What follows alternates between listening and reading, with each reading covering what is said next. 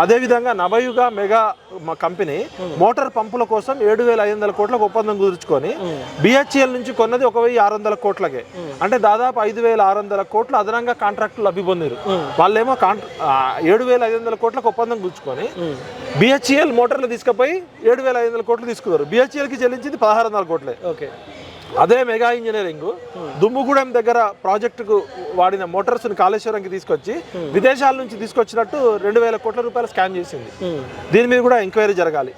Machine Kakatiya కూడా లెక్కపత్రం లేని project. చెరువులో పూడికతీత అనేది ఒక ప్రహాసనం. అధికారులు మొత్తం జేబులు నింపితే 46,300 చెరువులు పూడిక తీసిరని 21,000 కోట్ల అవినీతి జరిగింది. దీని మీద కూడా ఎంక్వైరీ జరగాలి. శ్రీరామ్ సాగర్ కానీ నాగార్జున సాగర్, శ్రీపాద ఎల్లంపల్లి గతంలో ఎట్లా జరిగినాయి, మరి కాళేశ్వరం ఒక్కటి 5 సంవత్సరాల్లో పెరిగిన అంచనా వ్యయం దాదాపు 67,406 కోట్లు. ఇంకా మిగిలిన పనులు 50,000 కోట్లు. అంటే దాదాపు 1,17,000 కోట్లు ఇక్కడ జరిగింది. అంచనా 5 సంవత్సరాల్లో ఇంత ఎందుకు పెరిగింది? దీని మీద సమగ్ర విచారణ చేయాలని కోరుతున్నాము. అదేవిధంగా కాంగ్రెస్ పార్టీ ఒక్కటి కష్టపడితే ఇది అధికారంలోకి రాలే.